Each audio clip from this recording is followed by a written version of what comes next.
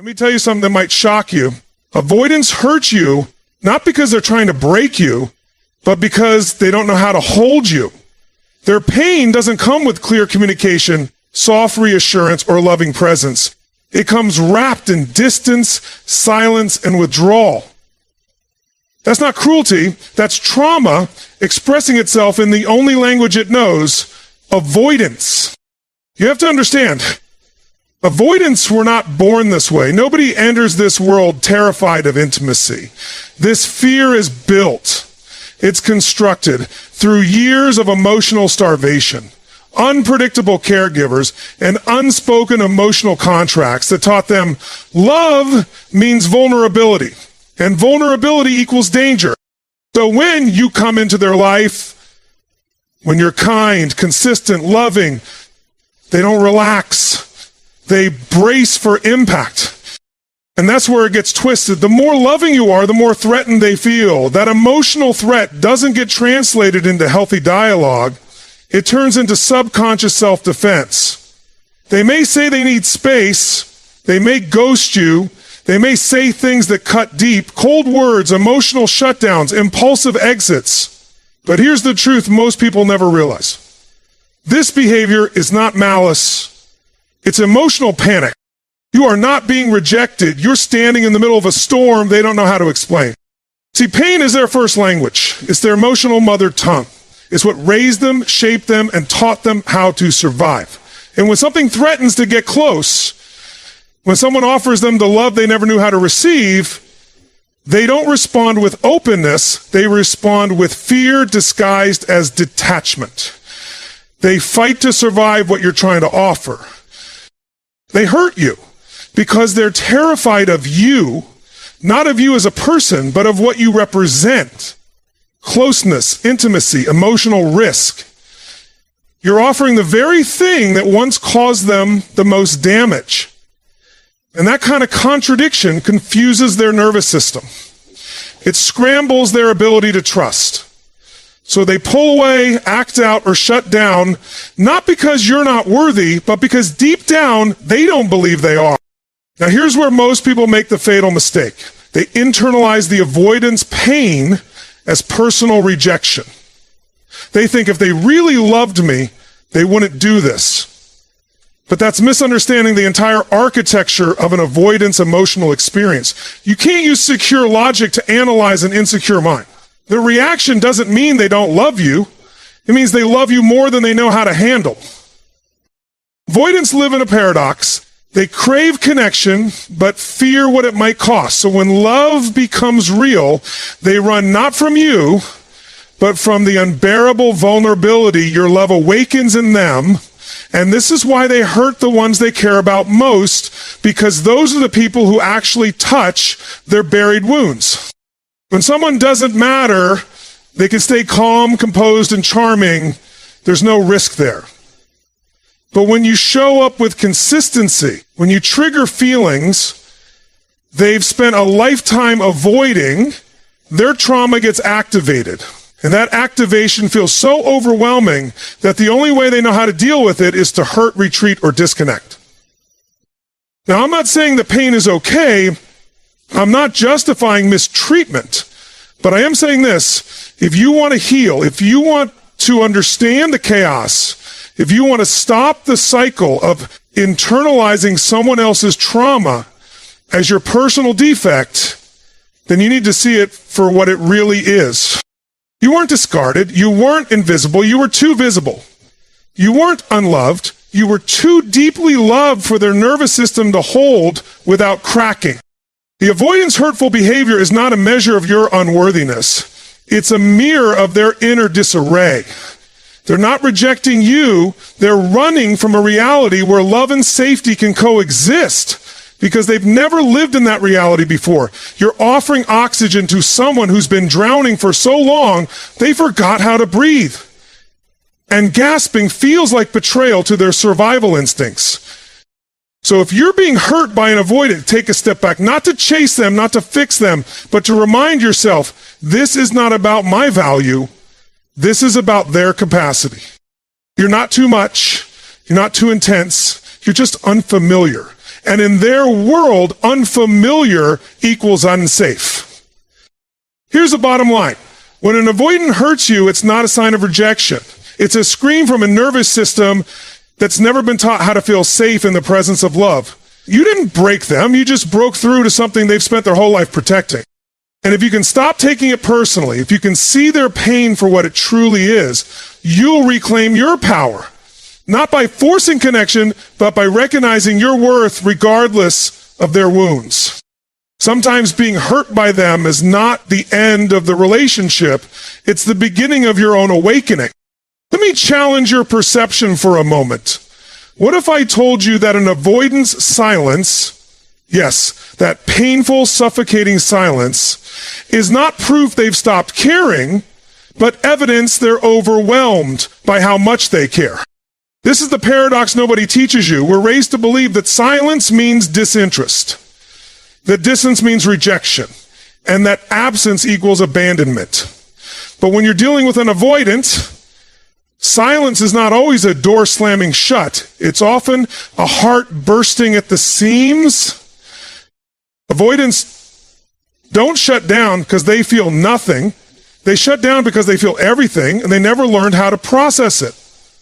You see, emotional regulation isn't something they were taught. Connection doesn't feel like safety. It feels like exposure. And when someone who means something to them gets too close, it triggers an inner alarm their nervous system can't silence. That's why they go quiet. That's why they disappear, not because they stop feeling, but because they're drowning in feelings they were never equipped to handle. Think about it like this. If someone's heart is a locked vault, and you start to find the combination, what happens? That door doesn't fly open in celebration, it slams shut in panic. That's the avoidant. You reach a part of them no one else has, and instead of opening up, they vanish. That silence you're hearing, it's not rejection. It's the sound of someone gasping for emotional air. And this is where so many people get it wrong. They think if they cared, they'd talk to me. If they loved me, they wouldn't pull away. But that logic only works if you're dealing with someone who's emotionally secure. You can't apply rational, healthy patterns to someone who's been programmed to associate closeness with chaos. An avoidant often carries deep, unresolved emotional trauma.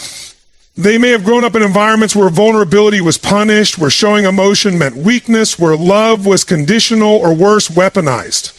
So what do they do as adults? They avoid vulnerability at all costs. Not because they're cold, but because to them, vulnerability feels like walking into a battlefield unarmed. And so when they feel the stirrings of something real, something deep, they retreat. Silence becomes their shelter. It's not peace. It's self-preservation. Here's the kicker. They're not just protecting themselves from you. They're protecting themselves from their own feelings. Because those feelings feel like a tsunami building inside them, one they've spent their entire life trying to outrun. Your presence cracks their defenses. Your love invites them to feel, and feeling, that's what scares them most. This is the uncomfortable truth. When an avoidant goes silent, it's often when you've touched them most. You hit something inside them, something raw, something real. And their silence is their version of an emotional explosion. Let's go deeper. Silence is how the avoidant controls what they believe is uncontrollable. When emotions rise, they withdraw to keep from being overwhelmed. It's their internal strategy. Shut down the system before the system melts down. They don't ghost you to punish you. They ghost you because they're short-circuiting. Emotional overload doesn't show up in tears for them. It shows up in vanishing acts. So here's what I want you to remember. Their silence is not a lack of emotion. It's emotional overflow. If you've been on the receiving end of that silence, don't immediately default to self-blame. Don't spiral into the belief that you weren't enough or that your love wasn't worthy. Often you were too much, not in a bad way, but in the way that finally broke through their emotional armor. And breaking through doesn't feel like freedom to an avoidant. It feels like exposure. They don't know how to sit in the warmth of your love without fearing it'll burn them. You see, many avoidants have never sat long enough in silence to face their feelings. They use distance as a substitute for processing. But the irony is, the longer they stay silent, the louder the emotions become. And here's what usually happens. They try to suppress it, deny it, disconnect from it. But eventually, it starts leaking out in dreams, in guilt, in late-night regrets. Because no matter how silent they are, the truth echoes inside them. So if they've gone quiet, don't assume you've been erased. Understand that you've likely stirred something they can't put into words. And that's not a reflection of your inadequacy. It's a reflection of how deep you reached. Now, am I telling you to wait endlessly for someone to find their voice? No. You protect your peace. You stand in your worth. But also don't misinterpret their silence as a void. It's a battlefield. One you may never see, but one that was triggered because your presence had power. Here's the truth to take with you. An avoidant silence doesn't always mean absence. It often means your love hit a nerve too deep to process aloud.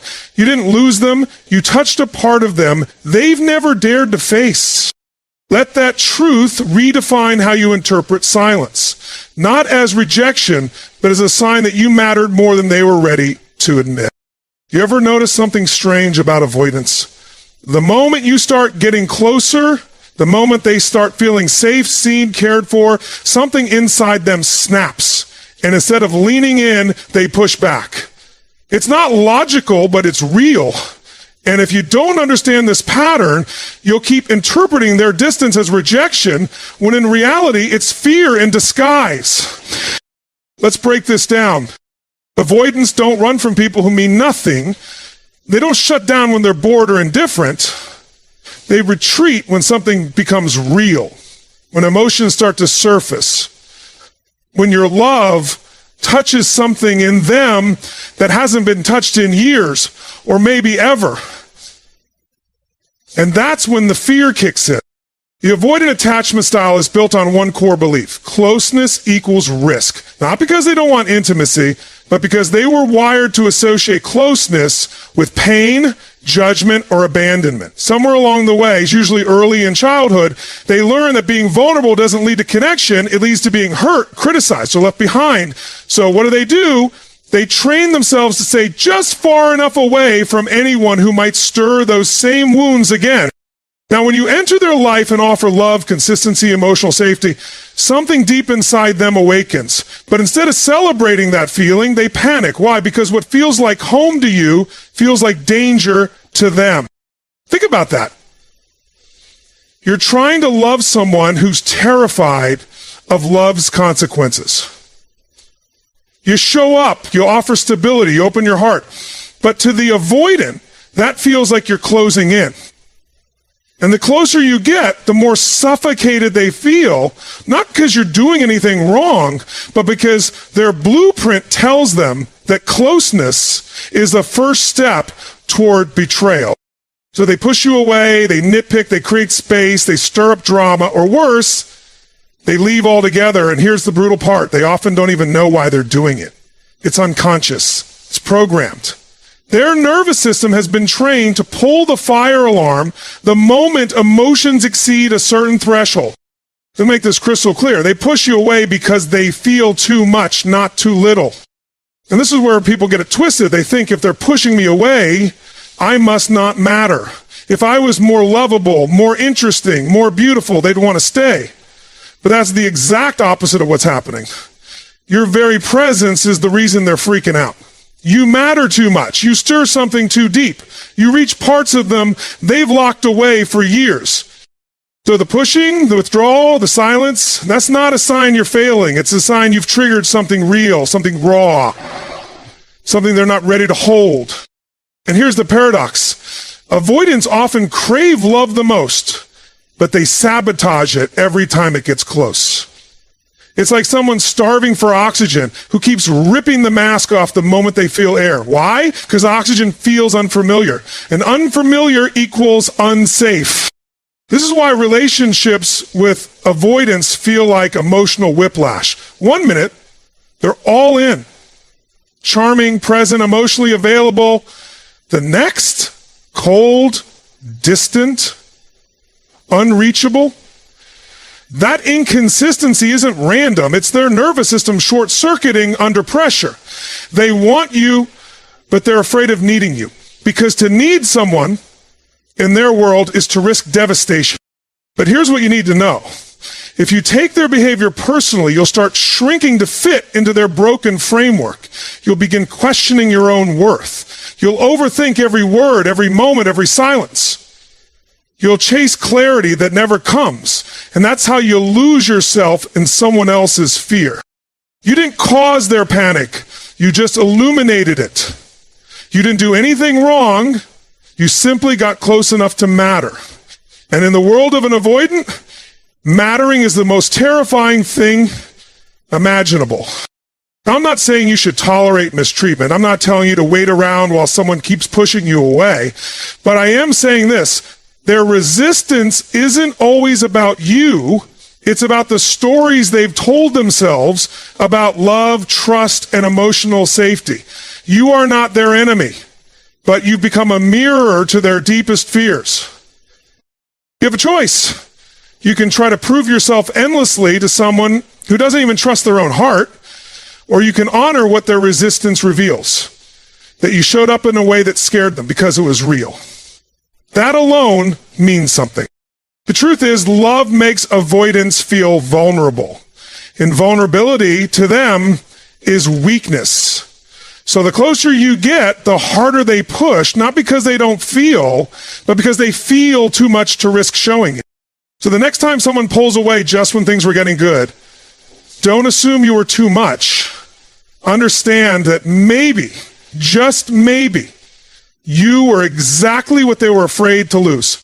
Real love doesn't always feel safe to someone who's only known survival. So if they pushed you away, it might just mean you got too close to the part of them still learning how to let love in. We tend to think of love as something that heals people, something that opens doors, softens hearts, brings walls down. But when you're dealing with someone who operates from an avoidant attachment style, love does the opposite. It threatens their emotional survival. And that's where it gets hard to understand, because the very thing that's supposed to bring them peace ends up triggering their greatest fear, being seen unprotected. See, an avoidant doesn't walk into a relationship naked and open. They walk in armored. And that armor isn't made of arrogance or apathy. It's made of emotional injury. That injury is old, deep, often unconscious, but it defines how they experience connection. They don't love from a place of safety. They love from a place of survival. And survival makes people do things that don't make sense on the surface.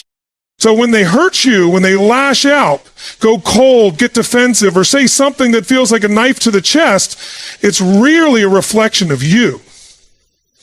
It's a reflection of what they're trying to protect. And what they're protecting isn't their pride, it's their vulnerability. Their raw, unhealed self that they believe will be rejected, abandoned, or engulfed if it ever sees the light of day. You have to realize, to the avoidant, vulnerability is not romantic, it's dangerous. It reminds them of the times they opened up and got burned, the times they cried and were ignored, the moments they needed love and were told toughen up. They internalized a lesson early on that emotions equal exposure and exposure equals pain. So they built walls, not out of cruelty, but out of necessity. That's why their armor isn't aggression, it's avoidance. It's pulling back before you get too close. It's starting fights before the relationship gets deep. It's choosing silence over dialogue, escape over intimacy. Because if they can control the damage, they never have to feel powerless again. But here's what makes it complicated. The more they care, the heavier that armor becomes. And eventually it turns into a weapon. Not because they're trying to hurt you, but because they don't know how to handle what you represent. You see, your love doesn't just touch their heart, it confronts their pain. And pain doesn't like to be confronted. So they react, sometimes passively, sometimes explosively. They'll sabotage, stonewall, withdraw. But what's really happening is this. They're trying to maintain emotional distance, not because they hate you, but because they're terrified of what loving you will demand of them. Because real love doesn't allow you to hide. It brings your patterns to the surface. It exposes your coping mechanisms. It strips you down to your truth. And for someone who spent a lifetime hiding behind emotional armor, that level of exposure feels like death. And here's the heartbreaking twist. The more they hurt you, the more they're hurting too. They may not show it. They may not admit it. But underneath that cold exterior is someone exhausted from trying to outrun their own heart. Someone who's convinced that being distant is safer than being honest. Someone who's terrified that if they truly let you in, they'll lose themselves in the process. Now let's be clear, you are not responsible for their healing. You are not a savior, a fixer, or a sacrifice. But if you don't understand why they hurt, you'll internalize it. You'll think you were never enough. You'll mistake their walls for your failure. You'll carry their unhealed wounds like they were your burden to bear. But they're not. Their pain is not your fault. And their defenses are not proof of your inadequacy. They are proof of just how much they've endured. And sadly, how little they've learned to trust. So if you're in a situation where an avoidant partner is hurting you, not out of manipulation, but out of fear, step back. Not out of punishment, not out of revenge, but out of clarity. Because sometimes the most loving thing you can do is not fight for connection, but respect their armor and protect your heart. Understand this. Their emotional injury is not just a wound, it's the blueprint of their behavior. It guides how they love, how they leave, and how they defend. But you don't have to be collateral damage in their war with vulnerability. And maybe, just maybe, your presence was never meant to break their armor, but to show you the difference between love that empowers and love that exhausts. So remember, so here's what I want you to remember. When someone hurts you with their silence, their distance, their emotional shutdowns, it may not be hatred, it may be fear. But even fear wears armor. And if someone is more committed to protecting their wounds than opening their heart, don't stay trying to bleed love into a locked cage. Sometimes the most powerful form of love is walking away with your self-worth intact. Let's talk about the roller coaster, the emotional seesaw, the love you feel one day and the confusion you face the next. Hot and cold, in and out, present then gone. And you're stuck wondering, is this real or am I being played? But what if I told you this isn't a game? What if I told you this hot and cold behavior is not a sign of manipulation, but a glimpse into the battlefield happening inside the avoidance mind? See, people with avoidant attachment don't experience love as a straight line. They don't walk a path of steady connection. They live in emotional extremes. One moment they feel deeply connected to you, the next they're panicking about what that connection might cost them. You think it's inconsistency, but to them it's survival. They're not flipping switches on purpose, they're battling between two opposing forces, the desire to connect and the need to protect. And both are strong, both are real, but they cannot coexist for long in an avoidance world. So when they're warm, when they show affection, when they open up, when they let their guard down, that's not an act. That's who they want to be. That's their authentic self finally stepping forward. And for a moment, it feels real because it is real. But then it hits them. the fear, the exposure, the vulnerability, and suddenly the old programming kicks in. The protective part of them takes the wheel. And just like that, they go cold. Not because they stop loving you, but because the love got too close. The intensity of connection feels like a threat to their autonomy, their safety, their emotional structure. So they backpedal, pull away, act distant, maybe even start a fight to create space. But make no mistake, that cold behavior is an absence of love. It's the result of an emotional war zone that's been active long before you ever walked into their life. The avoidant lives with constant tension. If I let them too close, I'll lose myself, but if I push them away, I might lose them. That's the tug-of-war playing out behind their every withdrawal, every mixed signal, every confusing shift in behavior. And if you don't see it clearly, you'll take it personally. You'll think, they don't care, I'm not enough, I did something wrong. But that couldn't be further from the truth. Avoidants aren't emotionally detached, they're emotionally overwhelmed. And instead of leaning into discomfort like a secure person might, they default to what they know, pulling away. Why? Because emotional closeness has never felt like safety. It's felt like surrender. And surrender to someone with a wounded attachment style is terrifying. It's too much power in someone else's hands. So they sabotage, they distance. They self-protect, often by hurting the person they care most about. It's tragic, isn't it? The very thing they want, connection, is the very thing they fear. And because of that, they send you mixed messages that feel like manipulation, when in truth, it's just confusion layered on fear. They don't know how to stay. They don't know how to go. So they live in limbo, and they drag you into it. But here's what I want you to hear loud and clear. Just because someone's love is broken doesn't mean your worth is. You cannot fix their inner war by proving yourself. You cannot resolve their inconsistency with consistency alone. You can love them, yes. You can hold space, yes. But you can't anchor someone who doesn't even trust the ground beneath them. And it's not your job to. If you're in that storm, if you're stuck on the emotional treadmill of hot and cold behavior, ask yourself, am I trying to stabilize something that was never mine to hold in the first place? Because when you're constantly trying to regulate someone else's emotional chaos, you abandon your own peace. And that's not love. That's emotional depletion disguised as loyalty. So what do? You see the pattern for what it is. You stop romanticizing the good moments as proof of permanence. You stop internalizing the bad moments as signs of your inadequacy. You stand in the truth that their inner conflict is not your responsibility to resolve. Because at the end of the day, love should not feel like a battlefield where you're dodging landmines of silence and inconsistency. And if it does, that doesn't mean you're hard to love. It means you're in a war you didn't start, can't win, and shouldn't bleed for.